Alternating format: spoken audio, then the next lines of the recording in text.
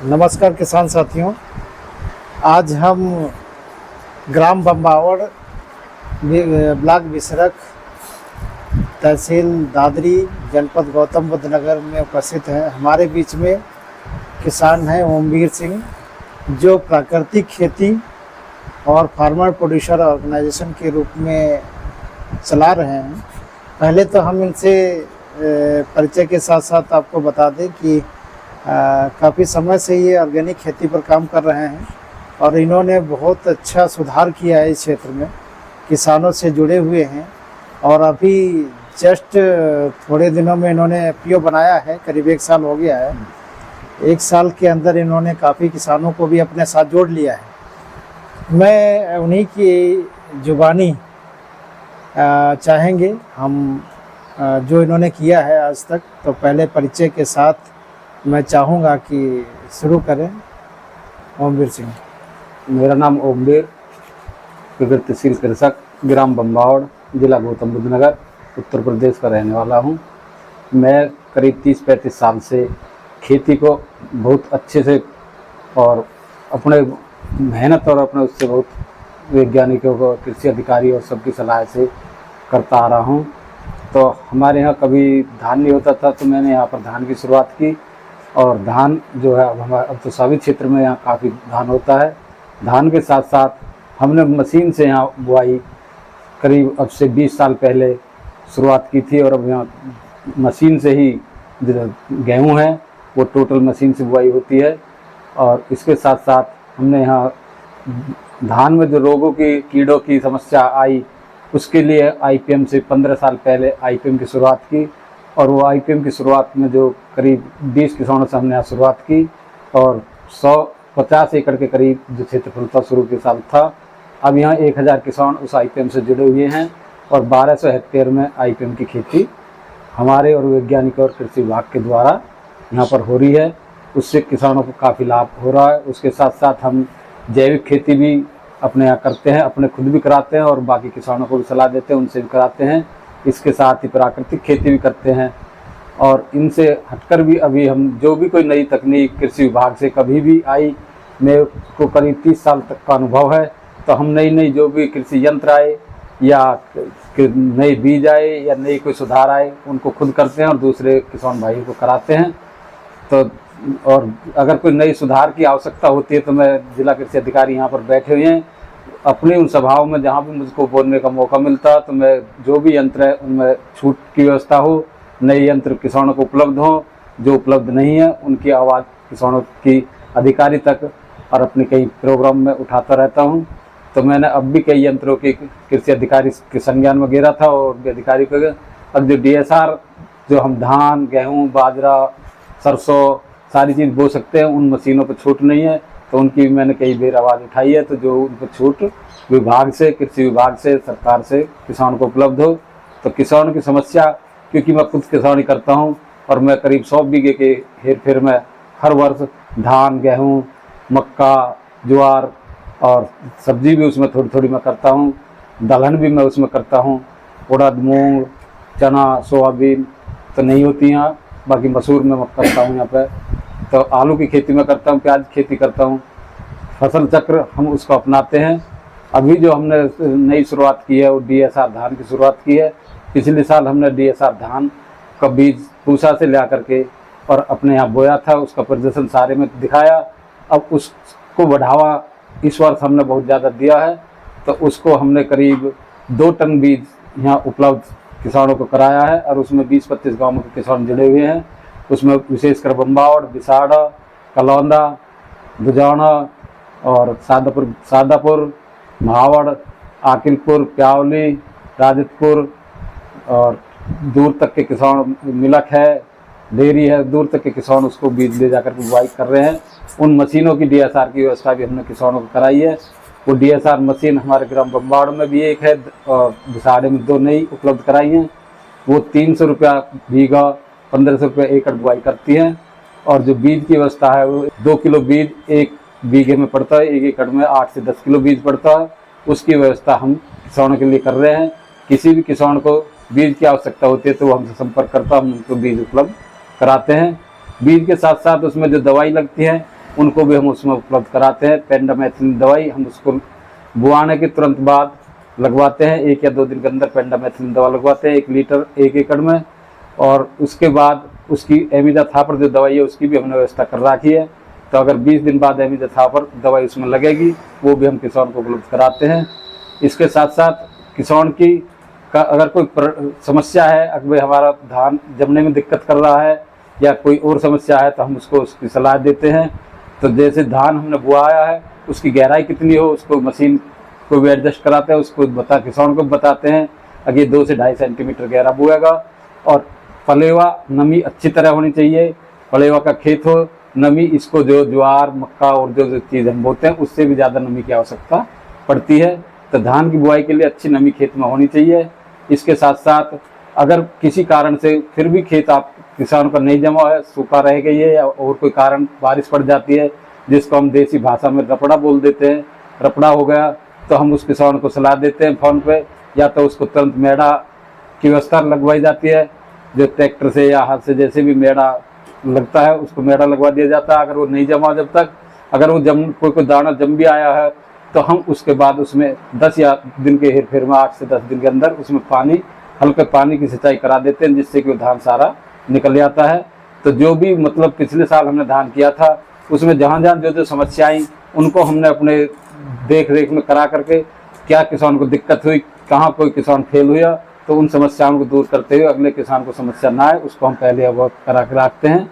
और इसमें इस टाइम पर इस चीज़ की आवश्यकता है तो वो हम उसको समय पर कराते हैं। एक चीज़ मुझे बताइए कि आपने बताया बीज आप देते हैं तो 2 किलोग्राम प्रति बीघा, यहाँ बीघा बता देते हैं कि 12.5 बीघे का 1 हेक्टेयर है जिसमें 1 बीघे में 2 किलोग्राम यानी 25 किलो बीज चाहिए 1 हेक्टेयर के लिए। 1 हेक्टेयर। और उसके बाद बुआई करते समय आप बताएं क्या डालते हैं? पेंडामेथिलिन डालते हैं। पेंडामेथिलिन प्री इमरजेंस होता है, उसकी क्वांटिटी क्या डालते हैं? 1 लीटर 1 एकड़ में। 1 लीटर 1 एकड़ में। पेंडामेथिलिन के प्री इमरजेंस के रूप में यूज करने के पश्चात ये 20 से 25 दिन के अंतर्गत जो 2 वैरायटी हैं जो जिसमें PB 1985 PB 1979 जिसमें एमिडाथापर का प्रयोग करते हैं। अगर ये वैरायटी आप नहीं बो रखे हैं, जो पूसा से विकसित वैरायटी हैं, इन्हीं के लिए एमिडाथापर सक्सेस है, अदरवाइज सक्सेस नहीं है, इसलिए उसके एमिडाथापर का प्रयोग करते हैं। आगे ये देखिए मशीन है इनकी, ये मशीन से बुआई करते हैं। बहुत अच्छी ये DSR बोने की मशीन है और एक क्रांति के रूप में हमारे गौतम बुद्ध नगर जनपद में कुछ किसानों ने स्टार्ट किया था और अब धीरे धीरे लगाई का खर्चा बचा जा रहा है और बहुत अच्छी धान की उत्पादन भी बताते हैं 5-10% बढ़ता है। मेरे के द्वारा भी प्रैक्टिकल किया गया है कि इसमें बहुत अच्छी प्रोडक्शन होता है। ये सोच लीजिए 5% मिनिमम प्रोडक्शन अच्छा होगा, कास्ट कम आएगी और जो लेबर कास्ट है, लेबर ढूंढने की समस्या है वो भी दूर होती है। इस तरह से सूखा खेत हो चाहे नमी युक्त हो, कम से कम नमी युक्त हो। ये दोपहर की वीडियो है, दोपहर में वीडियो की वजह से थोड़ी आपको नमी कम लगती होगी। 2 इंच तक की बुआई की जाती है इसमें, 2 इंच गहराई पर, और मौसम ठीक हो या 3-4 दिन बाद देखते हैं तो पानी की अप्लाई कर देते हैं जिससे कि पूरा सीड जर्मिनेट कर जाता है। आप देखते हैं कैसे कूड़े और बराबर बढ़ते जाएंगे, लाइनिंग पूरी सेट रहेगी, किसी पेंडामेथिलिन पड़ती है इसलिए किसी प्रकार की कोई खरपतवार नाशी की भी ज़रूरत नहीं होती है और सभी मूलतः ख़त्म होते हैं और बहुत ही अच्छे तरीके से ये जर्मिनेशन होता है इसका। अभी कुछ खेतों का जर्मिनेशन हुआ है, हम लोग गए थे फील्ड में तो कुछ बुआई चल रही है और इसको 7 जून के बाद स्टार्ट कर देते हैं। 7 जून से लेकर पूरा 30 जून तक ये DSR की बुआई करवाएंगे। लगभग इस बार उम्मीद है कि हम अपने जनपद में 100 एकड़ तक, कम से कम 100 एकड़ हम बुआई कराएंगे और 100 एकड़ से ज़्यादा अगर किसान मिल जाते हैं तो उसको भी इसमें शामिल करेंगे। उम्मीद है कि अभी तक लगभग 300 किसानों के द्वारा 300 बीघे के आसपास बुआई DSR के द्वारा की गई है और आगे हम इसको कैसे एक्सटेंशन करते हैं कि फार्मर प्रोड्यूसर ऑर्गेनाइजेशन के जुड़े हुए सभी किसानों को इसमें जोड़ा जा रहा है और उनको टेक्निक पूरी दी जा रही है। सोइंग का जो चार्जेस है वो भी मिनिमम रखा गया है। कहीं से किसी भी प्रकार की उनको ये न लगे कि हमें ट्रांसप्लांट करने में या नर्सरी डालने में ये चीज़ों की समस्या हो। यहाँ में बीज का शोधन करते हैं, बीज शोधन नर्सरी में जैसे डालते हैं इस तरह से बीज का शोधन बीज भी कम लगता है।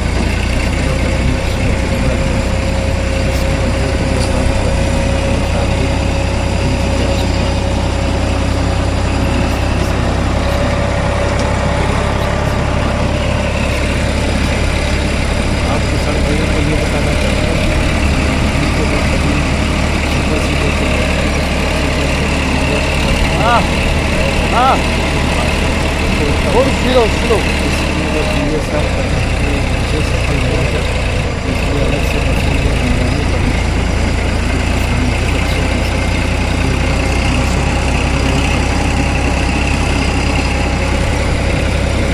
देखेंगे और बुआई की गई थी उसी का एक वीडियो है और जो वीडियो बोई गई है उससे 4-6 दिन पहले बो दी गई थी, उसका उसमें पानी लगा दिया गया है। ये फील्ड है जिसमें देख रहे हैं कि छोटे छोटे से लाइनिंग में आपको धान उगा हुआ पूरा दिखाई देगा। और इस फील्ड में मतलब यहाँ पर अगर आप एक साथ देखेंगे तो DSR से करीब 10 हेक्टेयर के ऊपर एक ही जगह पर बोई गई है। जो अभी तक बोई गई हो सकता है संभावना है ये बढ़ जाएगी। ये देखिए, आप देख सकते हैं कि कितना अच्छा जर्मिनेशन हुआ है इस फील्ड में। जर्मिनेशन की कोई समस्या नहीं रहती है। और जो आप कहते हैं ना कि धान लगाने के लिए इससे वो होता है, धान लगाने से इसका समय जो ड्यूरेशन है उसका पूरा मिलता है। नर्सरी से उखाड़ के लगाते हैं तो एक बार जड़ उसकी बाहर होती है फिर लगती है, तो उसमें फ़ायदा ये फ़ायदा है कि जड़ एकदम सेट होती है, टिलरिंग टाइम से स्टार्ट हो जाती है। उसमें दिक्कत ये होती है कि लगने के बाद फिर 5-7 दिन का गैप आता है, फिर वो टिलरिंग स्टार्ट होती है। तो एक वर्ड इन्होंने रपड़ बोले थे रपड़ का मतलब होता है कि पाटा लगा देते हैं। अब पाटा लगाने के पश्चात तो उसको जब थोड़ी बड़ी हो जाती है तो उसमें एक हल्का सा पाटा राउंड करते हैं और राउंड करने के बाद उसमें टेलरिंग बहुत अच्छी होती है। वही प्लाट इनका है जो मूंग लगा रखी है इन्होंने, मूंग अच्छी चल रही थी तो मैंने कहा चलिए। और ये बहुत अच्छे किसान हैं, इनके द्वारा जो कार्य किया जा रहा है वो सराहनीय है।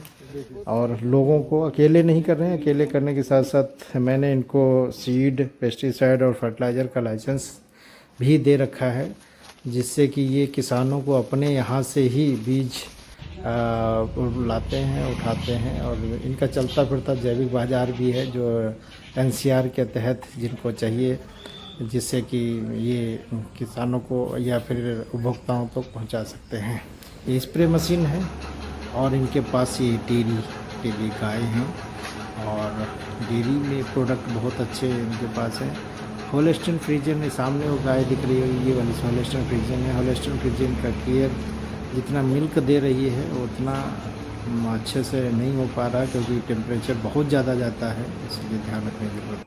वीडियो अच्छी लगी हो तो सब्सक्राइब करें। धन्यवाद।